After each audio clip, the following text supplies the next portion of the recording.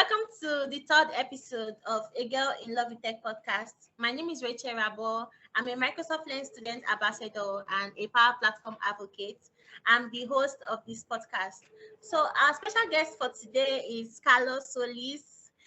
I talked to him on Twitter and we had a discussion about Power Platform and about the benefits of what Power Platform brings to different careers and different tech roles, not just in Power Platform. So it's amazing having him here today. So, so it's amazing having him here today. And if you could just introduce yourself to us so that we can know more about you. Yeah, thank you, Rachel. It's actually an absolute pleasure to be here. I'm just delighted to be interviewed by you. I love your energy. I love the work that you're putting out there. I just love this sort of endless supply of force that you bring. I am Carlos Solis. I am the Associate Vice President for Technology Innovation at Texas State University in the United States. We are Yeah. we are a public higher ed institution with about 38,000 students, and I have the privilege of working here and really trying to bring innovation to the ways we work and the ways we teach and the ways we learn. And I've been a long time user of technology, especially Microsoft technology. So I'm happy to bring whatever I have learned during my journey to you. Yeah, that's amazing. Thank you very much, Carlos. And I loved what you talked about. You said you are a long-time user of Microsoft technologies. So I would love to ask you, like, how did you get to know about Power Platform, and how did you start your journey in Power Platform? That is an interesting question, even for me. I think I was aware of Power Platform because, well, I know I became aware of Power Platform because our university included it for every student, every teacher, every staff member when it subscribed to the Microsoft product suite. So it was a very strategic decision that was made by our leadership to make the Power Platform available to everybody. With that being said, we did not spend a lot of time trying to let people know about Power Platform because it came to the university as a larger package. It was part of a lot of other things. Yeah. And I am just a curious person, and every time I opened my browser and saw the Microsoft different buttons on the Microsoft Office pages, I just would start pushing around and trying to understand, oh, what does this do and what does that do? But the critical time came in 2020 during the pandemic, and we had a lot of changes to our staff, and as a result, I had to try to understand or try to define for myself what I wanted to do next. Yeah. And I had been for quite a while very curious about what low-code and no-code applications could do for education, what they could do for the university as a business. And this was a great opportunity for me to refocus my attention onto that. I actually started working with Logic Apps on Azure before I built things in Power Platform. Yeah. Okay. That was really amazing, Carlos. I love your journey, the way you came into Power Platform. Like, you're curious and you wanted to explore, you get. So it's pretty amazing. And especially for our listeners, especially those of us that do not understand what is Microsoft Power Platform. So how do you tell them that, okay, this is what Microsoft Power Platform is about? Yes, and I've been teaching Power Platform courses this year to some of our students, and I will tell you a little bit more about why I'm doing that. But the thing I focus on is really that Power Platform is something that lets you build solutions. And I make the distinction between building a solution and building an app, because a solution focus really puts your attention on solving a problem. Oftentimes, and the right way to do things is to attack a problem rather than trying to build something and find a justification on how to use it.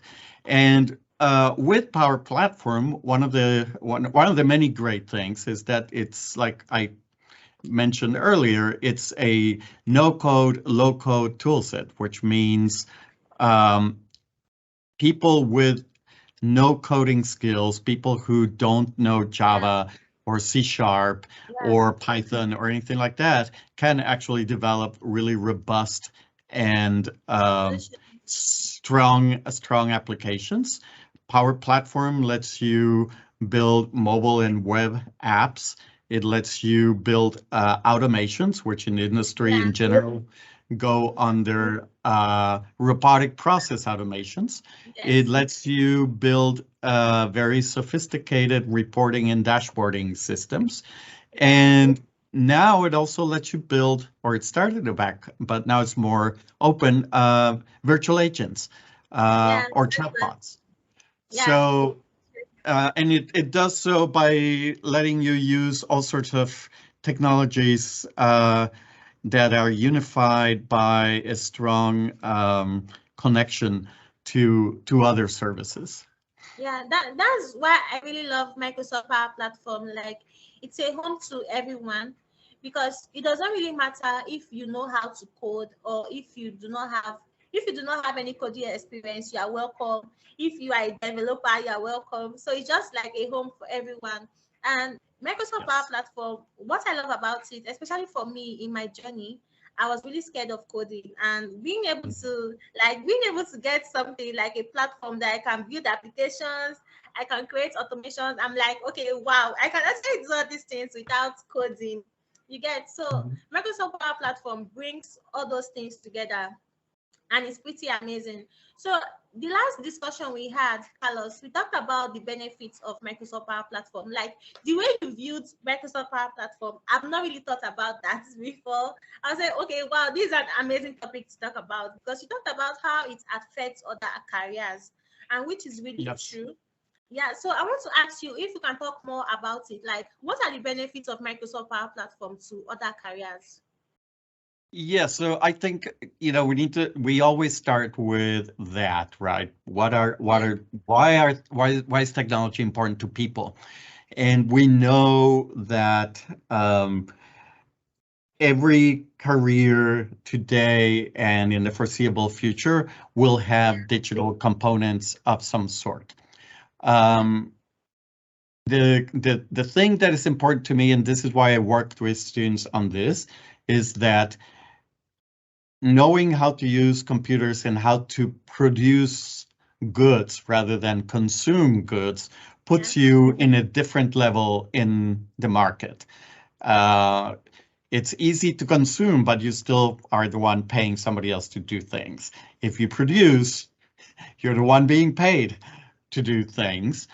To be able to move yourself in your career to a higher level of performance by being deeply familiar with technology tools, with digital tools. That is one part that is really critical.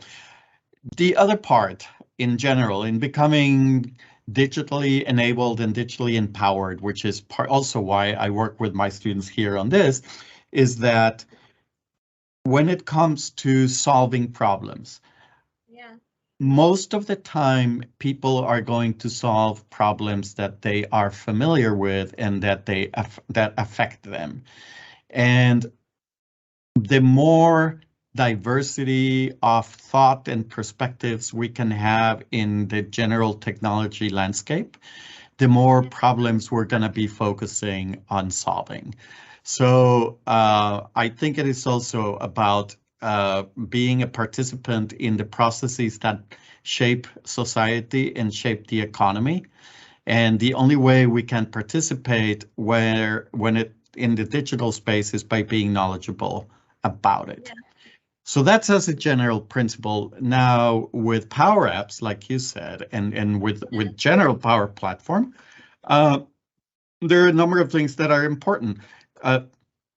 There are some projections out there. I saw them at the Microsoft conference in April, that in the year 2025, it is expected that 70% of the world's business applications are going to be developed by no code. Yeah. So there's a big gap and a big need for application development skills. It doesn't necessarily matter how you are developing them.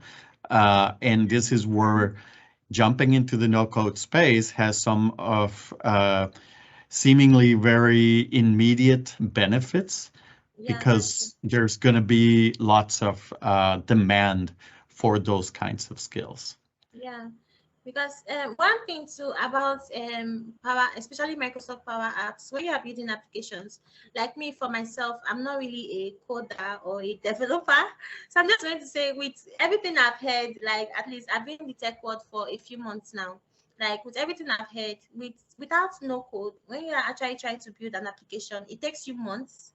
Yes. It takes you months to develop an application.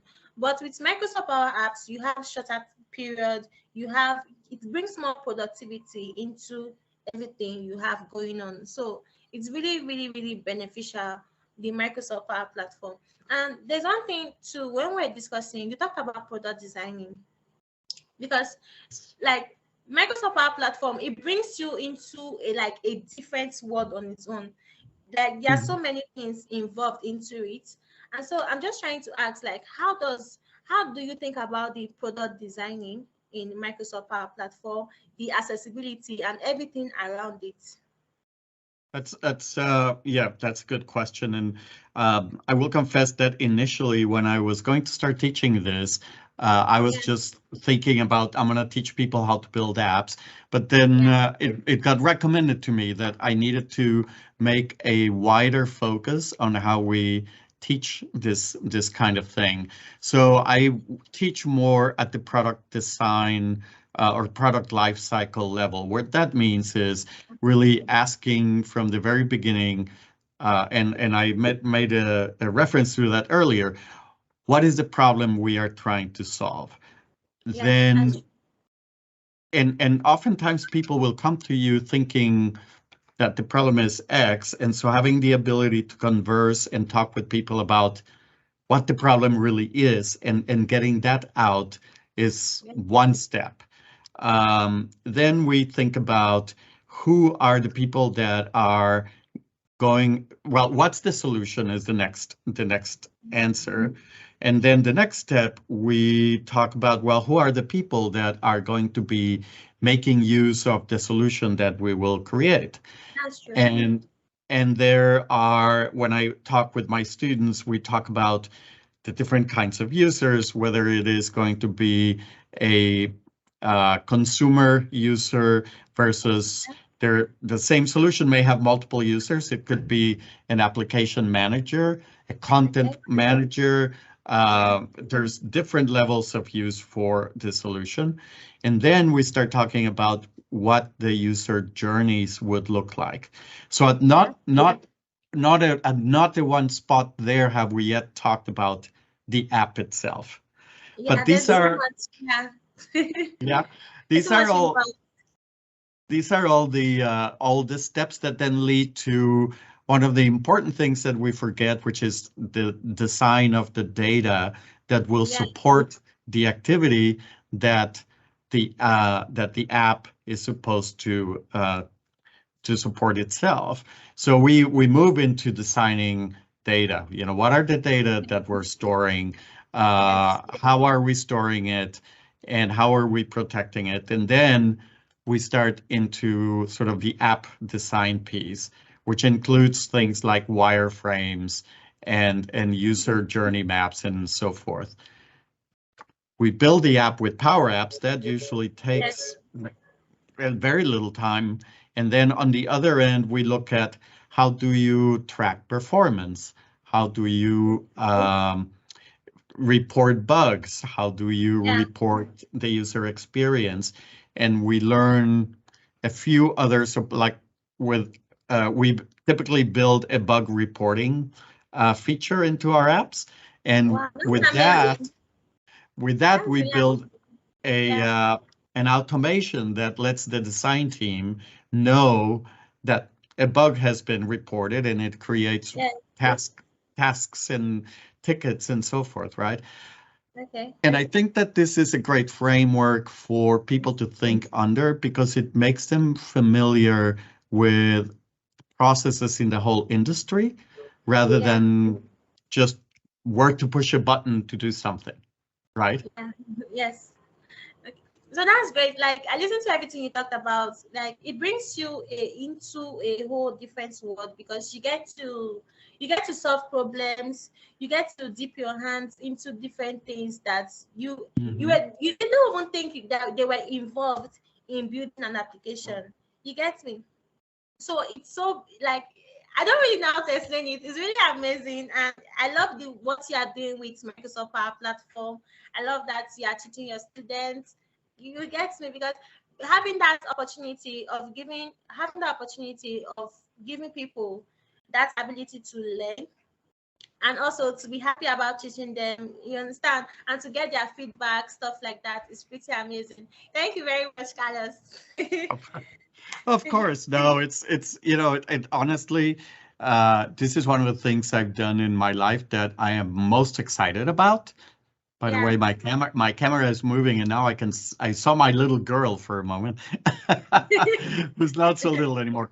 Um, anyway, it's I think, and you also talked about accessibility, right? So Yes, uh, I did. that that is part of the design, and that's part of the things that we often forget about, because Yeah, that for most of us, we're not designing and building. Uh, we're designing and sorry, it goes back to the whole multiple perspectives. So we need to think about the fact that our applications are not going to be used just by people that are in the same abilities space yeah. than we are. So how are we providing a a rich and effective and good experience for everybody that is Yeah. using our apps? Yes, that's really important. Like me, when I started, I did not really know anything about, I've not heard about accessibility before in my life. Like, I did not Mhm. really know that, okay, when you are trying to do something, you have to make it accessible to everyone. Like, you don't have to think about just yourself. You have to also think about the user. You have to think about, okay, this application or this solution I'm trying to build, will it be accessible to everyone? I did not really have that idea, but when I came into the community, and when I started seeing posts online, I started seeing people talking about accessibility. I'm seeing people talking about, okay, you have to do this, you have to do that. And it's really amazing. Like when you have to build an application and you see that everybody has like, at least the limitations, there's not much limitations on your users on being able to use your application. So it's Mhm. really good. And most times we normally just forget about it. We just think that okay, there's no need to put much effort into accessibility. You have already worked on, you have solved the problem, you have gone through everything, you have done the design, everything is done. But I think for me, I think accessibility is one of the biggest things we have to actually think about because you have to think about your users at all times. So yes, you have to think about your user. So if you are listening right now and you are going to Microsoft Power Platform, like you have to think about, even apart from Microsoft Power Platform as a technology, even when you are going to other careers, like you have maybe there are things you are doing that there are products you are working on and they have their users who are there who are to use it or stuff like that. So you have to think about them that okay, I'm actually doing this thing right now. My user have access to it. Will they have a good user experience? You understand, stuff like that. So it does not really mean that you have to be Microsoft Power Platform to think about users Mhm. experience and accessibility. Okay, so the next stage we are going to go on this podcast today is we're going to do a reverse, and Carlos is going to be asking me questions. Yeah. Yeah, Yeah. yeah. So I am really interested, and I will invite you to, because I'm starting my own series of interviews, but would like to start here to understand a little bit about your journey. Um, how I know from myself, I did not have, when I was growing up, I did not have access to a computer. And so it was just a dream for me. Um, how did you get interested in computing, and how did you start um, learning a lot of what you seem to have done now? Because obviously, from what I look at your LinkedIn profile, you're very involved in the tech community. Yeah. Uh, yeah. Okay, so I was not really, I'm actually a student and I'm studying industrial mathematics at the University of Benin. So I'm not really actually a tech person.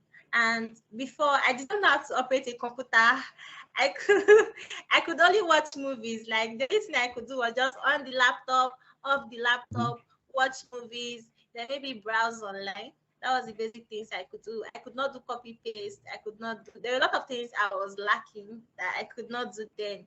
So I was trying to look for things I could do online, like skills I could get, stuff like that, because I felt that even with education, you still have to have skills, because which is, Mhm. yeah, it's going to really help you. So I was trying to look for skills, and I got the opportunity of attending a boot camp like late last year. I got the opportunity of attending a boot camp, and I got to know about Power Platform. So that was the first time I heard about Power Platform. And within that period, that was the time I heard about tech. Yeah. So the period I started the boot camp, that was the period I got to know about tech, that there's data, there's this, there's that, there's so much in tech. Like there's a whole world different from what I was actually seeing. So that started my interest, like Power Platform sparked my interest. So I got into tech, I started learning. And one of the things that drives me actually, like one of the, like you said, it's on my LinkedIn, I'm everywhere. So one of my inspiration actually is that I want to be able to give people like a step forward to what they want in their careers. You understand? Because I did not have that opportunity. I did not Mhm. have that Mhm. opportunity to start early, like to be aware, like there's a whole other world apart from what I knew. So I want to be able to let people know that, okay, apart from what you are seeing right now, there are still other things going on around the world. Apart from medicine, apart from law, apart from Mhm. Mhm. yeah, apart from other careers, there are still more in the world that you can go for, because especially I don't know about other countries, but here in Nigeria, like they have few knowledge of careers that they can go for. So I want to be like a step, like you I want to be like passing information that you can do this, you can do that. There are so many things you can do. Yeah, I think that's a yeah. I think that's very very. I just admired that whole thing. I wanted to say something. You said earlier you don't call yourself a developer. Uh, I I think that an interesting conversation to have with people, because not all developers are coders, Yeah. right? So the last time I wrote code of any form was around 1984. Wow, Uh, that's long. that's a long time. That was not just in the last century, it was in last millennium. Uh, I was writing Pascal on a mainframe. I talked to some students the other day, and the first question was, "What is Pascal?" Uh, this was before floppy disks existed, right?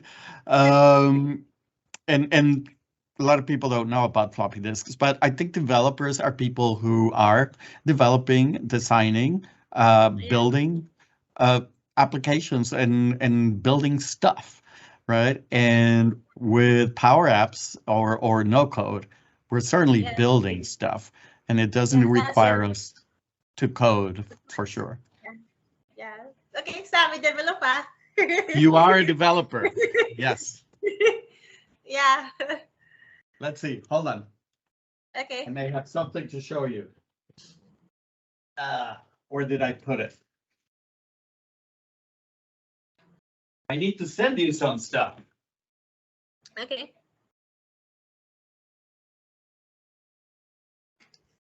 Oh well, I have some stickers that I created for my students, and they say I am developer, so you definitely wanted them.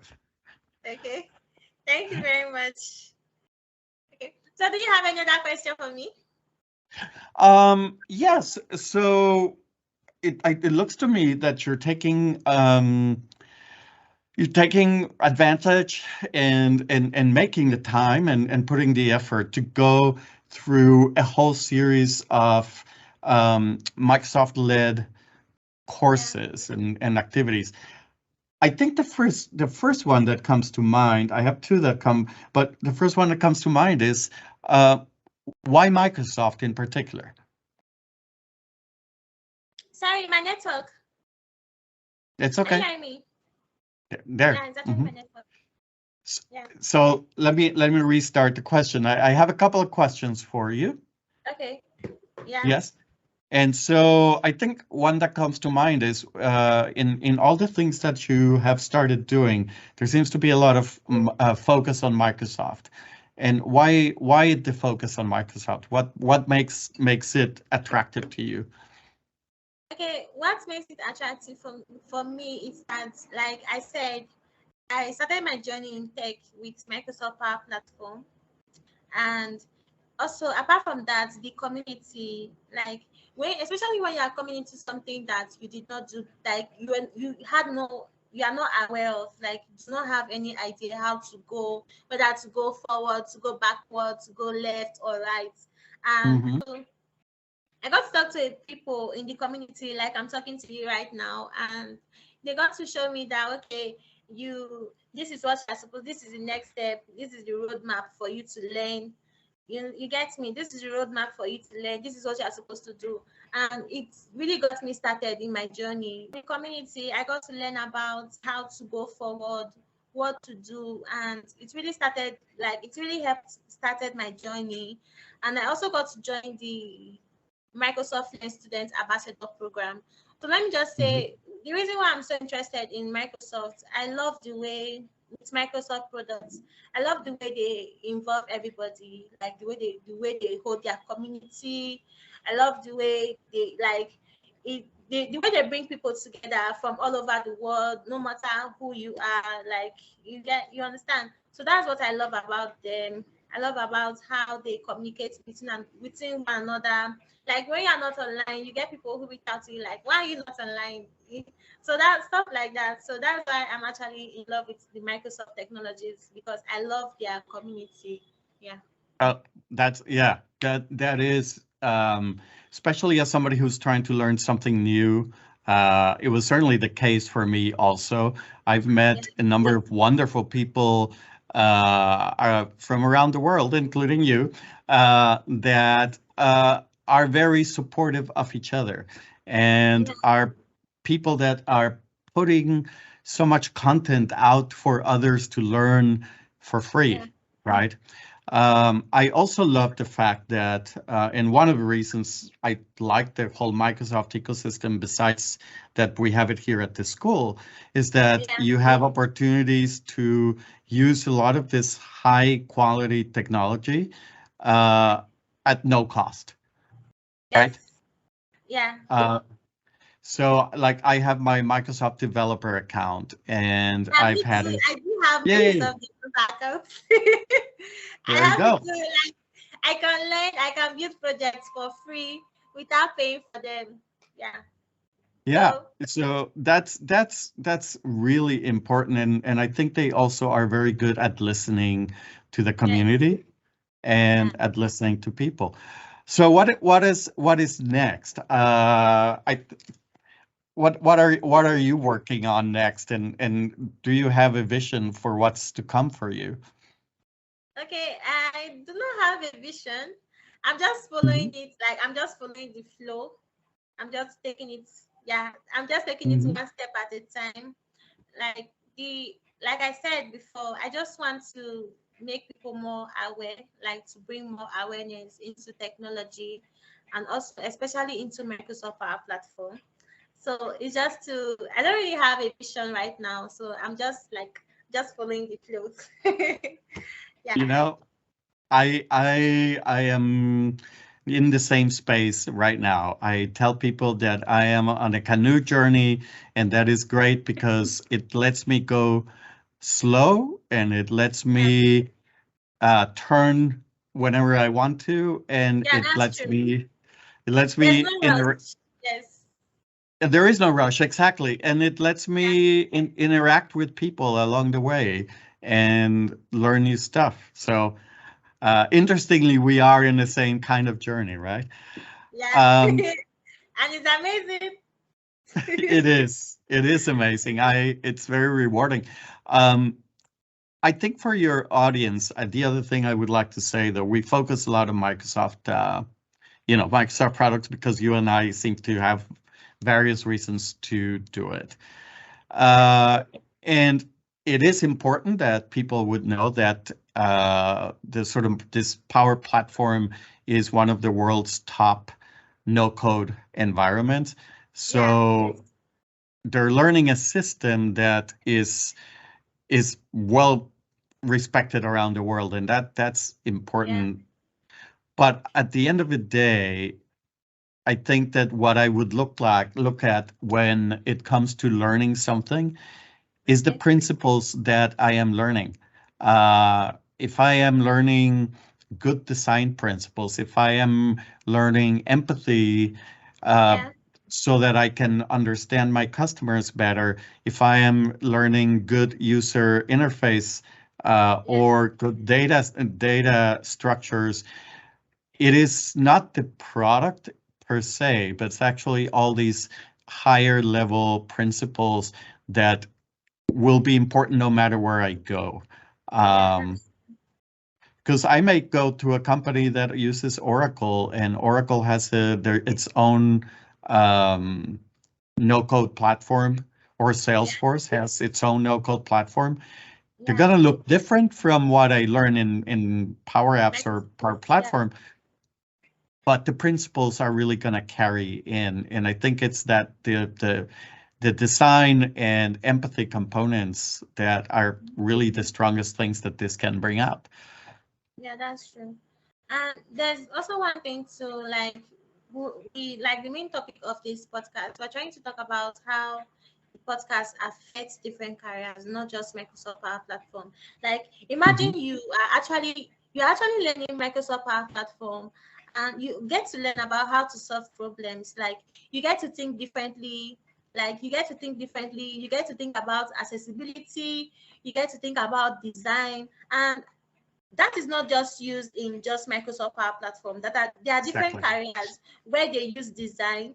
You need accessibility where you are building a new product, or where you are working on Hmm. education, and also especially on problem solving.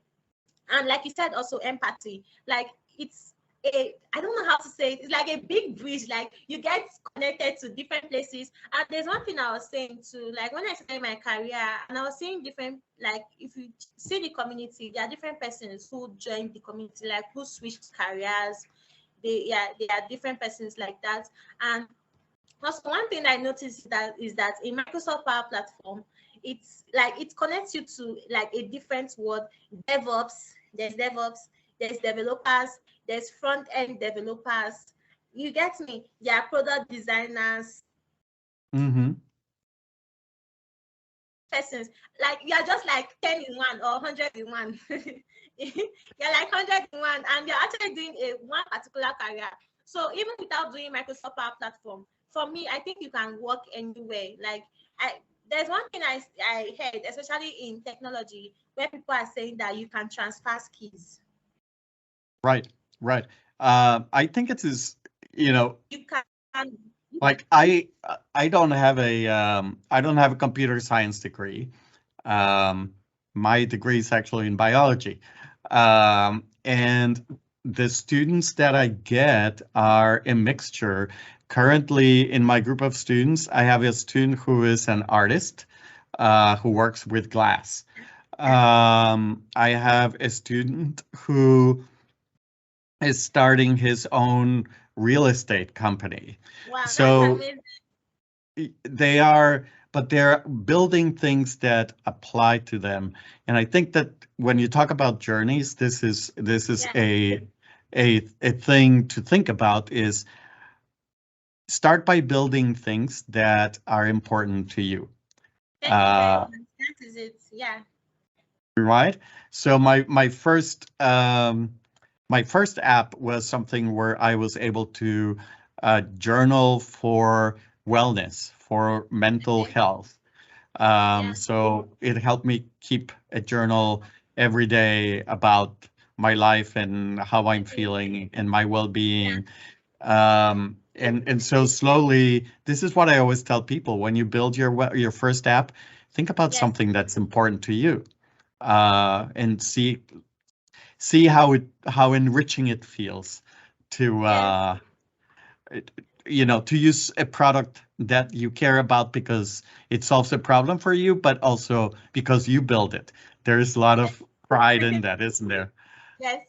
That's it. Like me, my first time, the first app I built with Microsoft Power Apps, like because then I did not really know much about tech. And I was hearing about coding, Python, Java, JavaScript, and stuff like that. And during the bootcamp, I was able to build my first app. When I built the app, I was like, wow. I was just sitting down and looking at the app. I was just sitting down and looking at the app, like, okay, I built this. Okay, this is amazing. You get, so especially when, like what you said about building your interest, like when you go for something you like, when you like, maybe you are building an application right now, and maybe you like football. Mm-hmm. Yeah, different. Yeah, you like football. You can build an application that directs to that, to your interest, and like you when you are building something that on your interest, you do not lose and you do not lose focus. You get Right. that? Yes, that's one thing, because there's in apart from Microsoft Power Platform, data analysis. I am aware that they have different types of data. They have sports analytics. There are so many healthcare analytics, stuff like that. So it's just like that. You just have to go for your own particular interest.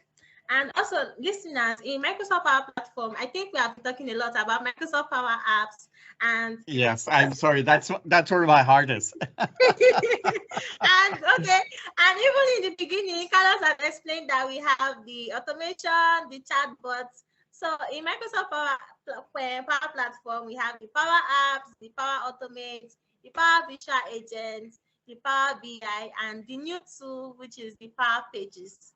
Yes. So, and if you are interested in coming to Power Platform, you can start with a Microsoft 365 developer account, which is an E5 developer license, and you get to build applications, you get to build projects all for free without paying for the license. Yeah. Yes. Yes. Okay, so Carlos, do you have anything for our listeners? Like, do you have anything to tell them? I just would say, don't be scared. uh, Everybody is a developer, just like Yeah. everybody is creative.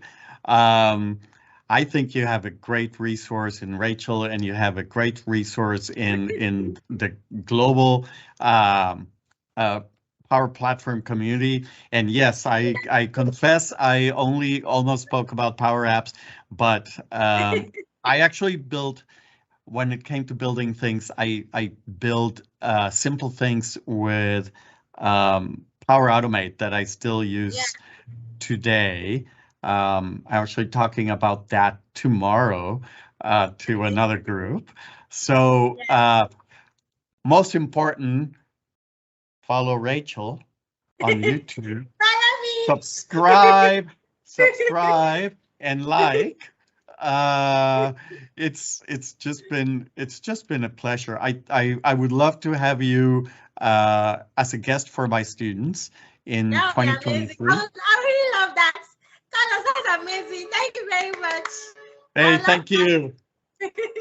I love that. Thank you so much. Yeah. All right. Yeah. Yes. So thank you very much, everyone. You can actually watch. This is our third episode on A Girl in Love with Tech podcast. So you can check on the first and the second episode on A Girl in Love with Tech podcast. So see you next time. Bye. All right. Bye-bye. Yeah. Thank you so much. Okay. Thank you, Rachel.